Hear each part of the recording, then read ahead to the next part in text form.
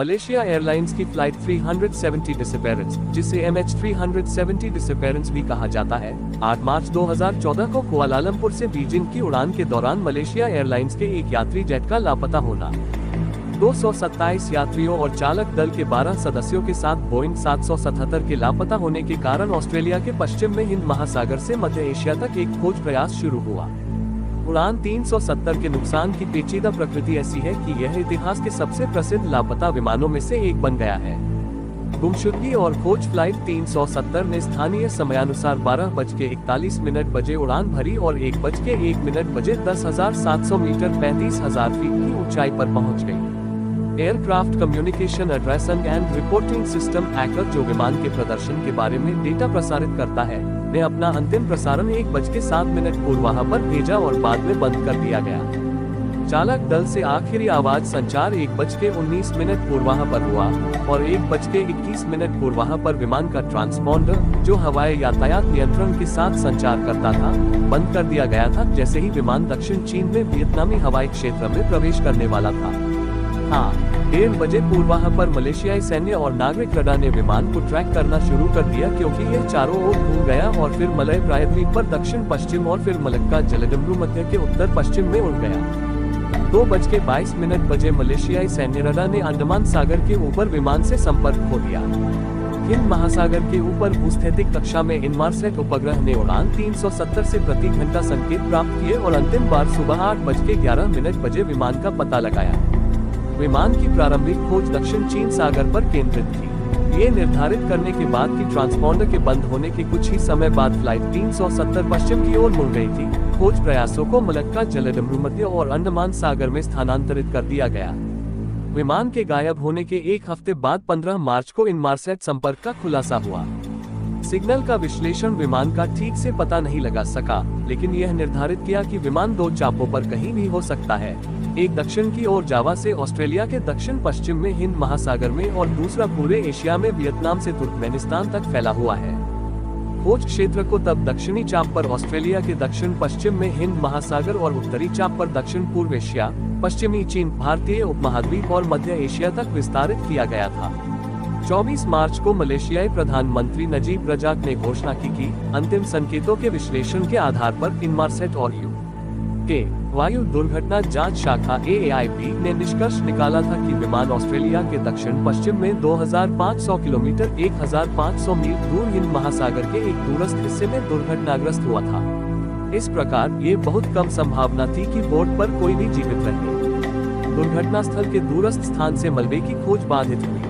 6 अप्रैल से शुरू होकर एक ऑस्ट्रेलियाई जहाज ने बोइंग 777 के फ्लाइट रिकॉर्डर या ब्लैक बॉक्स से पैर्थ, पश्चिमी ऑस्ट्रेलिया के उत्तर पश्चिम में लगभग 2000 किलोमीटर 1200 मील की दूरी पर कई ध्वनिक पिंग्स का पता लगाया।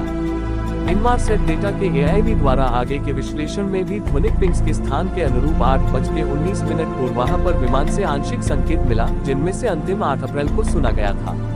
यदि संकेत उड़ान 370 से थे, तो फ्लाइट रिकॉर्डर की बैटरी लाइफ खत्म होने की संभावना थी। एक रोबोट पनडुब्बी का उपयोग करके आगे की खोज की गई। हालांकि पिंग्स एक विस्तृत क्षेत्र में फैले हुए थे, पनडुब्बी को कोई मलबा नहीं मिला और परीक्षणों में पाया गया कि ध्वनिक उपकरण में एक दोषपूर्ण केबल पिंग्स का उत्पादन कर सकती है।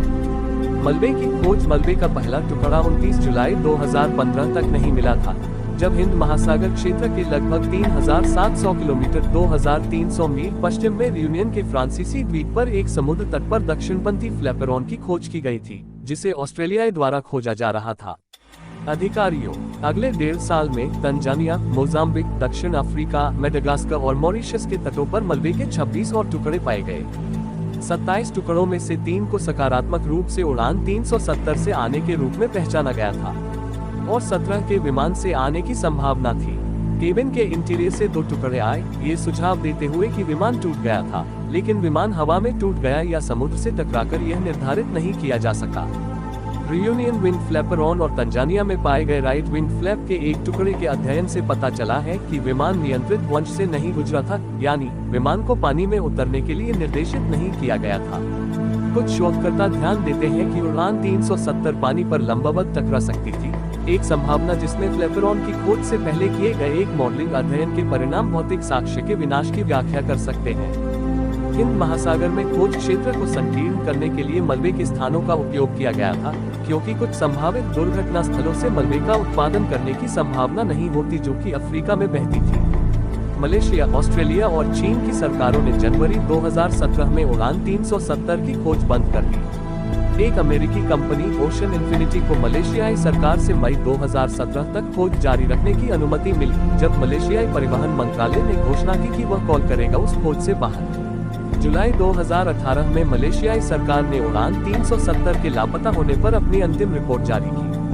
यांत्रिक खराबी को अत्यधिक असंभाव्य माना गया था और उड़ान पथ में परिवर्तन की संभावना मैनुअल इनपुट के परिणामस्वरूप हुई, लेकिन जांचकर्ता यह निर्धारित नहीं कर सके कि उड़ान 370 क्यों गायब हो गई। विमान के लापता होने के संभावित कारण उड़ान 370 के लापता होने के बाद के सप्ताहों में यांत्रिक विफलता से लेकर पायलट की आत्महत्या तक के सिद्धांत थे।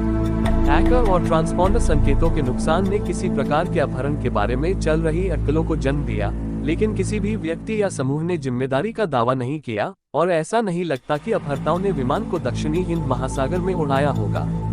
संकेत संभवतः विमान के अंदर से बंद कर दिए गए थे कि चालक दल में से एक ने आत्महत्या का सुझाव दिया। एक संभावना है कि मलेशियाई अधिकारियों ने अभी तक शासन नहीं किया है, लेकिन कप्तान, पहले अधिकारी या केबिन के व्यवहार में कुछ भी संदिग्ध नहीं पाया गया। उड़ान से पहले चालक दल। मलबे की खोज के बाद कुछ ने अनुमान लगाया कि उड़ान 370 को मार गिराया गया था, लेकिन मिसाइल या अन्य प्रक्षेप्य से छर्रे का कोई सबूत नहीं मिला है। आज के वीडियो के लिए बस इतना ही काफी है। हम फिर मिलेंगे एक नए वीडियो में। वीडियो देखने के लिए धन्यवाद।